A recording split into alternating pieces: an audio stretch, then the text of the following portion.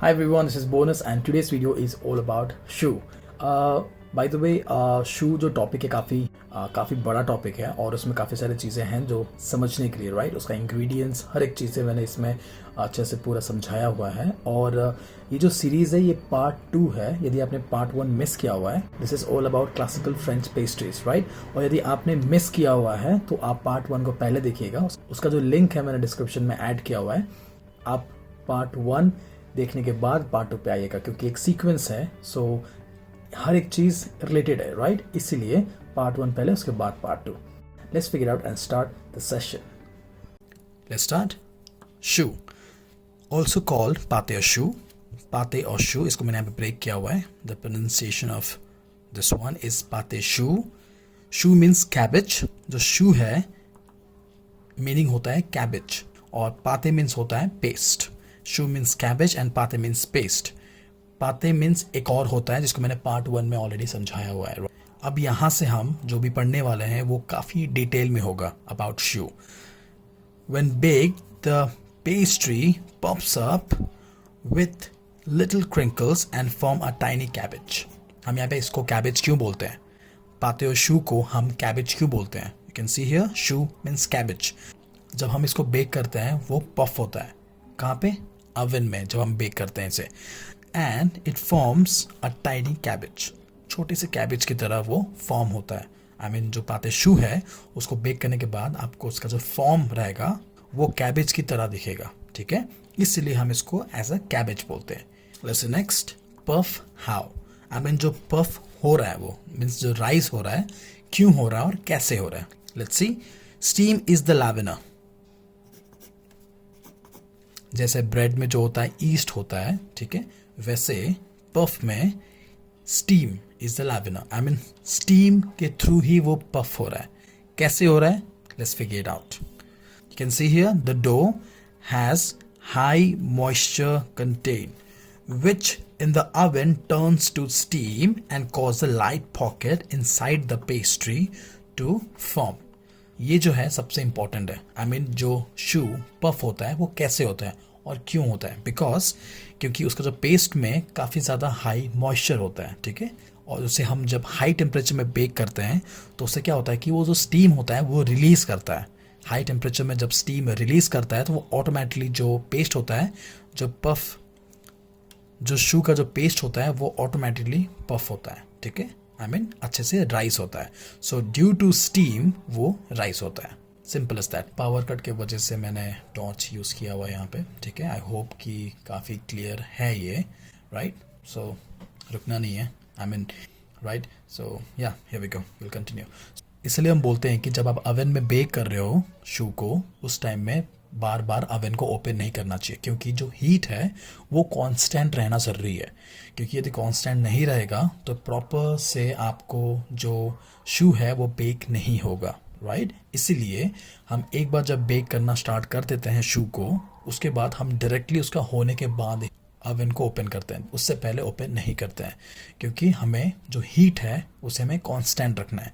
क्योंकि एक तो हाई हीट है, ठीक है। आप यदि बार बार खोलते हो तो क्या होगा, जो हीट का जो टेम्परेचर अंदर में जो एक टेम्परेचर बना रहेगा वो डिस्टर्ब होगा। जो टेम्परेचर हमने सेट किया ओवन में वो डिस्टर्ब होगा, ठीक है, बार बार खोलने से। सो जब हम शू को बेक करते हैं होटल में या फिर आप कहीं पे भी देख लो, वहाँ पे डू नॉट डिस्टर्ब का बोर्ड लगा देते हैं, ठीक है। जैसे कि उसको आई मीन बार बार कोई खोले नहीं उसे, क्योंकि उससे टेम्परेचर डिस्टर्ब होगा और उससे आपका शू ठीक से राइस नहीं हो पाएगा। आई मीन जो शू प्रॉपर होना चाहिए उसका जो राइस वो आपको नहीं मिलेगा यदि आप बार बार खोलते हैं। इसीलिए कांस्टेंट रखने के लिए आप एक बार डालने के बाद ओवन के अंदर में बिल्कुल मत खोलिएगा।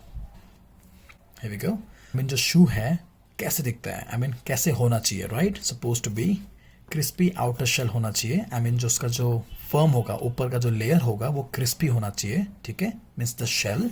और अंदर जो होना चाहिए उसका वो है soft, light and Airy interior, ठीक है।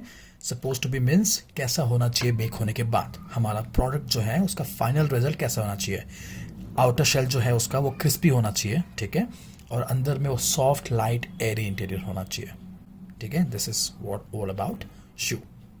इसको आप ध्यान रखिएगा जब आपका प्रोडक्ट बनेगा, तो ध्यान रखिएगा कि इस वे में होना चाहिए। क्लियर? दैट मीन्स योर शू इज परफेक्ट। ओके, सो यहाँ पे मैं आपको बताऊंगा इंग्रेडिएंट्स कि शू में कौन कौन से इंग्रेडिएंट्स यूज़ करते हैं और उसका वजह क्या है, आई मीन क्यों यूज़ करते हैं, और इसका जो कुकिंग प्रोसेस है वो कैसा करना है, right, in detail. Here we go. So first है flour, clear, structure and the protein. Flour से शू को स्ट्रक्चर और प्रोटीन मिलेगा और इससे क्या होगा, helps to hold the hollow cabbage. I mean उसमें एक स्ट्रक्चर होने की ज़रूरत है, राइट। जो फ्लावर जो होता है उसे स्ट्रक्चर देता है। जब वो राइज करता है तो जो भी एक शेल बनता है ऊपर का, राइट, वो प्रोटीन और स्ट्रक्चर जो होता है वो फ्लावर से मिलता है। आई मीन इसके वजह से हमें वो एक प्रॉपर शेल मिलता है। Clear. Water and milk depend आप पे करता है। पानी भी यूज़ कर सकते हैं, मिल्क भी यूज़ कर सकते हैं, आप पे डिपेंड करता है कि आप कितना ज़्यादा खर्चा करना चाहते हैं रेसिपी के ऊपर, ठीक है।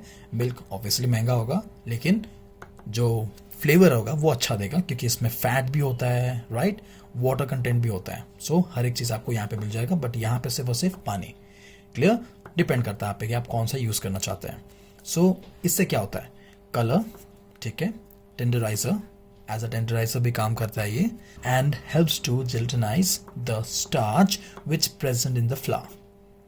फ्लावर में जो स्टार्च होता है मीन्स इसे कंबाइन करने के लिए, ठीक है, फ्लावर को कंबाइन करने के लिए हम यहाँ पे मिल्क और वाटर यूज़ करते हैं क्योंकि हर एक पार्टिकल्स को वेट, आई मीन एक्टिवेट करने के लिए फ्लावर का, ठीक है, जैसे कि वो प्रोटीन हर एक कॉइलिंग हो सके, उसीलिए हम यहाँ पे मिल्क या फिर वाटर यूज़ करते हैं। आई मीन फ्लावर को कंबाइन करने के लिए कुछ लिक्विड तो चाहिए ही चाहिए, राइट। सो यहाँ पे हम वाटर या फिर मिल्क यूज़ करते हैं। Next we have here is eggs. Colour, flavour, leavening agent, this also and leavening agents. मैं बताऊंगा आपको कि कौन कौन सा यहाँ पे है इंग्रेडिएंट्स जो लैवनिंग एजेंट्स के लिए, आई मीन कौन कौन से इंग्रेडिएंट्स है यहाँ पे जो लैवनिंग एजेंट का काम करता है, right, and also gives moisture, ठीक है, and protein structure. Eggs has protein in it, ठीक है, also works for colour because it has yolks, ठीक है, flavour absolutely, and also as a leavening agent because of it has moisture, ठीक है, and protein structure. Clear. So eggs is used for the shoe is for the color, flavor, livening agent, moisture and protein structure. Clear है। क्यों हम egg use कर रहे हैं, इसकी वजह से ये है रीजन कि हम इन चीज़ों को यूज क्यों कर रहे हैं। जैसे कि मिल्क में यहाँ पे कलर मिलेगा आपको, ठीक है, टेंडराइज करेगा क्योंकि इसमें फैट होता है, राइट। ये तो इंपॉर्टेंट है ही है क्योंकि इसी के थ्रू ही हम फ्लावर को मिक्स कर सकेंगे क्योंकि एक वेट और एक ड्राई मिलने के बाद ही वो फॉर्म होगा, right, a paste, a liquid, जो भी बनाना चाहते हैं आप। तो इसीलिए यहाँ पे मैं आपको बता रहा हूँ कि यहाँ पे मिल्क या वाटर आप यूज़ कर सकते हैं। मिल्क यूज़ करेंगे तो रिच बनेगा, वाटर यूज़ करेंगे तो नॉर्मल बनेगा क्योंकि इसमें फैट नहीं है, इसमें फैट है। क्लियर। सी हर एक चीज़ को मैं यहाँ पे डिटेल में बता रहा हूँ जैसे कि आपको एक एक चीज़ समझ में आए कि इंग्रेडिएंट यहाँ पे यूज़ क्यों करते हैं और उनका काम क्या है, और यदि आप मिल्क यूज़ कर रहे हो तो क्या होना चाहिए, आई मीन जो एंड रिजल्ट होगा आपका वो कैसा आएगा, और जो वाटर यूज़ करेंगे तो कैसा आएगा। हम ऐसे नहीं कर सकते ना कि पानी को यूज़ करके हम मिल्क जो एंड रिजल्ट मिलना चाहिए हम इससे एक्सपेक्ट कर रहे हैं, नहीं हो पाएगा, राइट। वाटर यूज़ करेंगे तो दूसरा बनेगा, मीन्स जो रिजल्ट है वो अलग आएगा। मिल्क यूज़ करेंगे तो डिफरेंट आएगा because it has fat, doesn't have fat, simple is that. Clear. Butter for flavor, melts and release steam, ठीक है, causing the rise in the pastry and also it tenderize. See, butter gives flavor, absolutely, melts and release steam. Because of that means because of this butter causing the rise in the pastry and also tenderize it. You can see here, I have told you here. Leavening agent, leavening agent जो है यहाँ पे ये eggs भी है plus butter भी है। क्यों? क्योंकि यहाँ पे राइस करने के लिए हेल्प कर रहा है। हाउ? स्टीम। स्टीम कैसे हो रहा है? Butter has moisture. सो यहाँ पे एक चीज़ बताना चाहूँगा, आई मीन्स ऐड ऑन करूँगा एक चीज़ यहाँ पे कि जो हम बटर यूज़ कर रहे हैं वो क्वालिटी भी मैटर करता है। जैसे कि एंकर का बटर हो गया, ठीक है, प्रेसिडेंट का बटर हो गया, अमूल बटर हो गया, नंदिनी बटर हो गया। सी हर एक बटर में मॉइस्चर कंटेंट डिफरेंट होता है, तो आपके बटर में मॉइस्चर कंटेंट कितना है वो मैटर करता है। जैसे कि अमूल बटर ले लीजिए आप, ठीक है, फॉर एग्जाम्पल अमूल बटर में जो होता है मॉइस्चर ज़्यादा होता है, ठीक है, when comes to president butter उसमें कम होता है। आई मीन यदि आप प्रेसिडेंट बटर यूज़ करेंगे तो आपको उतना स्टीम उसमें प्रोड्यूस नहीं करेगा, क्योंकि उसके बटर में मॉइस्चर लेवल कम है। सिर्फ ये नहीं है कि सिर्फ आप यहाँ पे प्रेसिडेंट बटर यूज़ कर लेंगे और आप सोचेंगे कि हाँ मेरा जो शू है उसमें अच्छा राइस हो, हर एक जगह से अच्छे से उसमें एक मॉइस्चर कंटेंट हो। नहीं, ऐसा नहीं होगा। सो यहाँ पे डिपेंड करता है कि कौन सा बटर आप यूज़ करते हैं। अमूल यूज़ करोगे तो अच्छा होगा, क्योंकि अमूल में मॉइस्चर ज़्यादा होता है।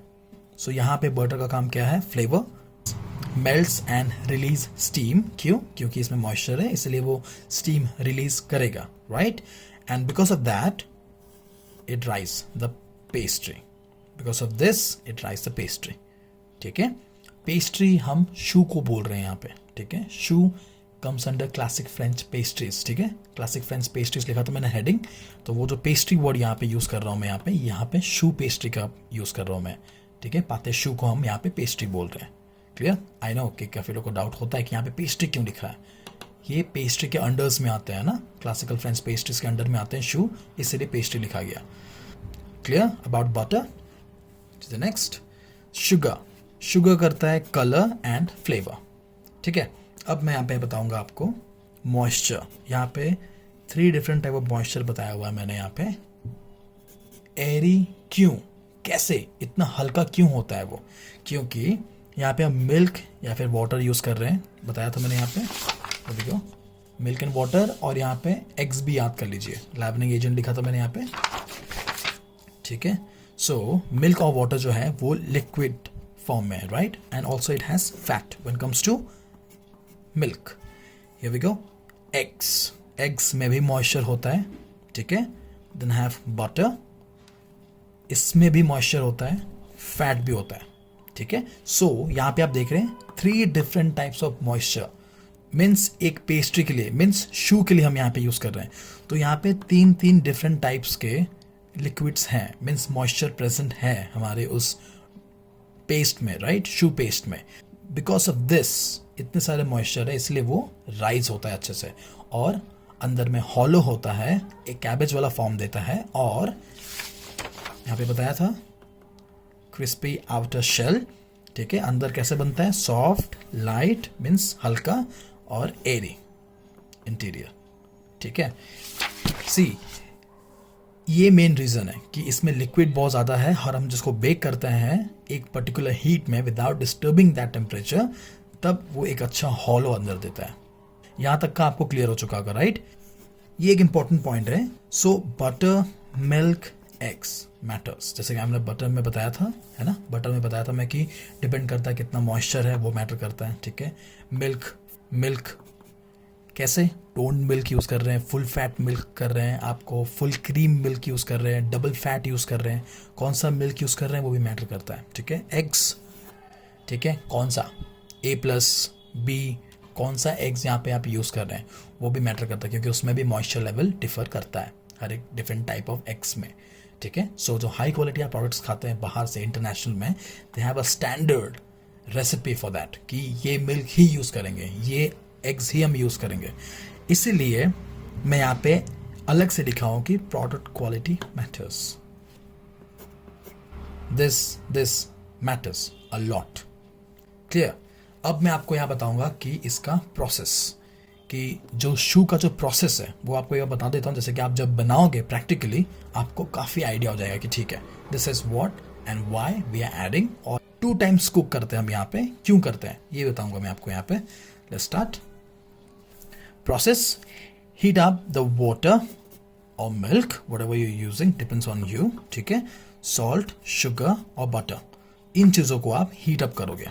ये सब ऐड होने के बाद जब एक आपको रोलिंग बॉयल मिल जाएगा, उस टाइम में हम ऐड करेंगे फ्लार। सो ये फ्लार को कुक करेगा। Clear? Cook till it thickens. आपको अच्छे से मिलाना है फ्लार को इसमें से, और आपको कुक करना है उसे। ठीक है, ये फ्लार अच्छे से कुक हुआ कि नहीं हुआ, शू का सबसे इंपॉर्टेंट पॉइंट जो होता है, आई मीन इंपॉर्टेंट स्टेज होता है, वो समझना कि फ्लार कुक हुआ कि नहीं हुआ। कैसे पता लगाएंगे? उसके लिए 3 अलग पॉइंट्स हैं जिसको आपको ध्यान रखना ही है, और कब आपको इसको विड्रॉ करना है स्टव से। ठीक है, here we go. Check the 3 science. क्या है वो? Fat will start to release. एक तो आप जब उसको डो को टच करोगे, ठीक है, आपको फैट दिखेगा। ठीक है, फैट कहाँ से आएगा? यहाँ पे मैं बटर का बात कर रहा हूँ, ठीक है। आपका फैट रिलीज होगा, मीन्स बटर आएगा आपके हाथ में अलग से, ऐसे प्रेस करेंगे तो बटर आएगा, शाइन दिखेगा आपको, ठीक है।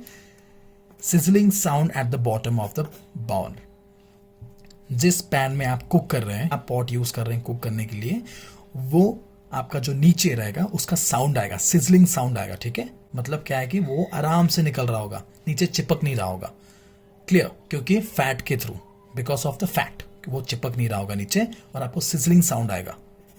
ध्यान रखिएगा, सिजलिंग साउंड इंपॉर्टेंट है, ये आपका है सेकंड। थर्ड है raw smell of the flower, जो रॉ स्मेल हो फ्लावर का वो नहीं आना चाहिए। जब आप डो को स्मेल करोगे तो आपको रॉ स्मेल नहीं आएगा, उसका मतलब समझ जाइए कि आपका जो फ्लावर है वो अच्छे से कुक हो चुका है। ये 3 पॉइंट बहुत इंपॉर्टेंट है। ये 3 चीज यदि आपको समझ में आ गया प्रॉपर्ली, इसका मतलब समझ जाइएगा कि आपका जो फ्लावर है वो प्रॉपर्ली कुक हो चुका है। मीन्स जो भी इंग्रेडिएंट्स हम यूज कर रहे हैं यहाँ से लेके प्लस फ्लावर जो ऐड करने के बाद ये प्रोसेस हमें पहुंचना है, यहाँ तक का पहुंचने के बाद आपको बस ध्यान रखना है कि आपका जो फ्लावर है वो कुक हो जाना चाहिए। सो हम ये जो भी प्रोसेस कर रहे हैं टू कुक द फ्लावर, ठीक है, उससे हम बोलते हैं क्या, panada. Here we go. This mixture means इतने सारे इंग्रेडिएंट्स डालने के बाद, जो फ्लावर ऐड करने के बाद, इन 3 चीज़ों का ध्यान रखते हुए जब आपका फ्लावर अच्छे से कुक हो जाता है, उस मिक्सचर को या फिर उस डो को हम बोलते हैं panada, right. This mixture is called panada, means our panada is ready now, clear. Next, once panada is ready, transfer the mixture to the KitchenAid bowl, mixing bowl, or you can say KitchenAid bowl, and with the paddle attachment। क्यों? पनाडा बनने के बाद क्या है कि आप जब stove से उसे विड्रॉ करते हैं तो वो काफ़ी गर्म होता है, राइट। और जो नेक्स्ट स्टेप है वहाँ पे हम एग्स मिक्स करते हैं, तो एग्स हम उस वार्म टेम्परेचर में, आई मीन जो हॉट डो हमने निकाला हुआ है स्टव से विड्रॉ करके, उसमें हम डायरेक्टली एग मिला नहीं सकते हैं, मीन्स उससे हम अच्छे से मिक्स नहीं कर सकते हैं। क्यों?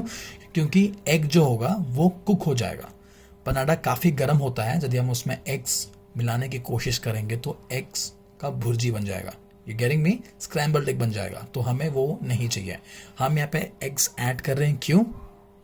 क्योंकि यहाँ पे मैंने आपको बताया हुआ था, राइट। सी, इसका रीज़न यहाँ पे समझना क्यों इंपॉर्टेंट है, क्योंकि हर एक स्टेप में हर एक चीज़ का बहुत इंपॉर्टेंस है। Can see here, eggs works as a leavening agent, ठीक है, plus it has a moisture, colour और फ्लेवर के लिए। सो अब यहाँ पे हम पनाडा को क्या करेंगे, मिक्सिंग बाउल में डाल के उसमें पैडल अटैचमेंट लगा के उससे हम कूल डाउन करेंगे, ठीक है।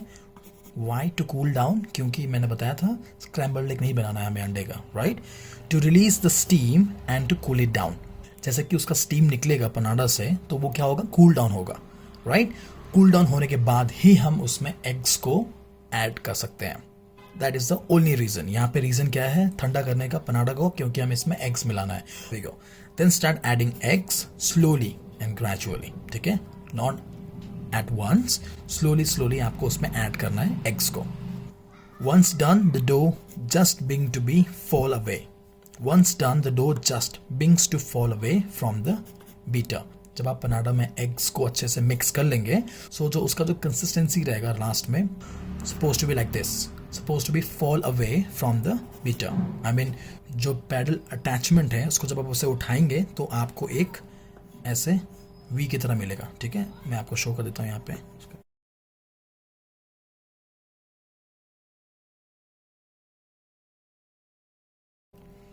ये है आपका पैडल अटैचमेंट, ठीक है। I mean I am not giving that good, उतना सा ड्रॉ नहीं कर पा रहा हूँ, बट इस वे में आपको डो आपका ऐसा फॉल अपार्ट होगा, ठीक है। यहाँ पे ऐसे डो लगे रहेगा पूरा।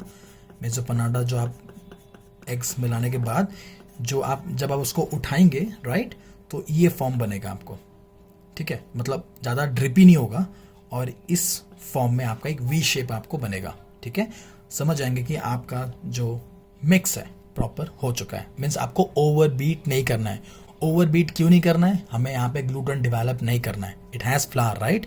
ज़्यादा आप बीट करेंगे तो क्या होगा, इस यहाँ पे आपका मॉइस्चर पे भी प्रॉब्लम हो रहा है, ठीक है। मीन्स मॉइस्चर भी अफेक्ट करेगा यहाँ पे, साइमल्टेनियसली आपका जो ग्लूटेन भी डेवलप होना चालू हो जाएगा, ठीक है। मीन्स जो डो रहेगा वो टफ हो जाएगा और हमें क्या करना है उसको एरी, इसलिए हम इतना ज़्यादा मॉइस्चर हम इसमें ऐड ऑन कर रहे हैं, राइट। वाटर, मिल्क, देन आपका इसमें एग्स, देन बटर, ठीक है, ध्यान रखिएगा ओवर मिक्स मत कीजिएगा।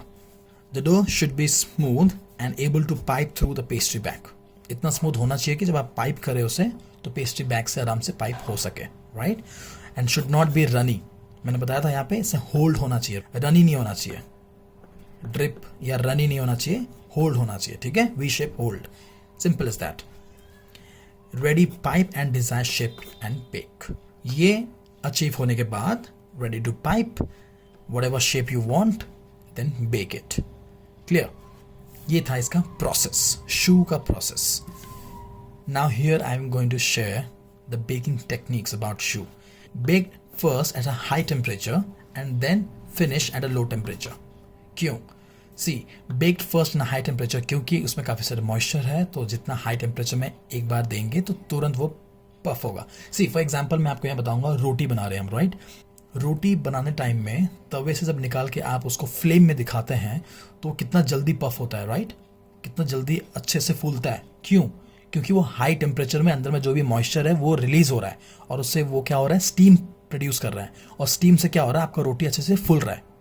वही सेम बेसिक थिंग यहाँ पे भी है, ठीक है, कि यहाँ पे जब आपका एक फर्स्ट टाइम में जब इसको हाई हीट में आप बेक कर रहे हैं तो वो जो हीट है वो स्टीम कर रहा है, अच्छी तरह से वो पफ हो रहा है क्योंकि वो स्टीम रिलीज हो रहा है। उसके बाद जब वो अच्छे से स्टीम हो जाए और अच्छे से पफ हो जाए, उसके बाद हम उसे हम ड्राई हीट देंगे, या फिर आप बोल सकते हैं, मैं आपको लिख देता हूँ यहाँ पे ड्राई हीट, या फिर आप लो टेम्परेचर में उसको थोड़ी देर और कुक कर सकते हैं, क्योंकि हाई टेम्परेचर में वो पफ तो हो गया बट थोड़ा बहुत मॉइस्चर प्रेजेंट होगा, राइट, और हमें ऊपर का एक अच्छा क्रस्ट चाहिए, राइट, अच्छा शेल चाहिए, इसलिए हम उसको लो टेम्परेचर में करेंगे, जैसे कि जो भी मॉइस्चर बचा होगा उसमें वो चले जाए और अच्छे से ड्राई अप हो जाए। क्लियर? तो एक अच्छा हॉलो मिल जाएगा और एक अच्छा क्रिस्पीनेस भी मिल जाएगा on top. Clear?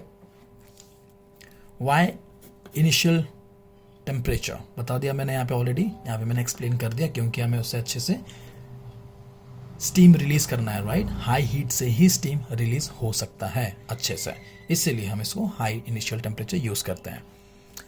To generate the steam means the moisture present in the dough to cause it rise, simple is that, ठीक है। शू dough is cooked twice, yes, ये एक पेस्ट्री है जहां पे हम ट्वाइस कुक करते हैं। फर्स्ट इज स्टफ टॉप, पहले हम पनाडा बनाते हैं, राइट, उसके बाद हम ओवन में बेक करते हैं for the final product. Helps to produce the airy interior, क्यों करते हैं 2 times? Because of this means the final result is the airy interior, इसीलिए हम यहाँ पे 2 times कुक करते हैं। यहाँ पे हम क्या कर रहे हैं, जितना भी मॉइस्चर है ट्रैप कर रहे हैं यहाँ पे, ठीक है, जिलेटिनाइज कर रहे हैं फ्लावर को and trapping the all the moisture in the flower, ठीक है। उसके बाद हम बेक कर रहे हैं ओवन में, जैसे कि हमें एक अच्छा रिजल्ट मिले, all the steam will release and give you the airy interior.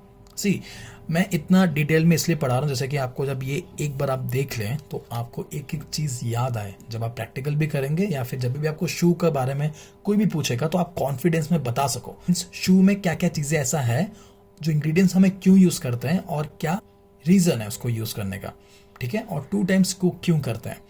हर एक चीज़ यहाँ पे मैं इसलिए आपको डिटेल में समझा रहा हूँ, जैसे कि आप कोई भी पूछे आपसे शू के बारे में, आई मीन एक्सप्लेन कर सके अच्छे से उसे, राइट।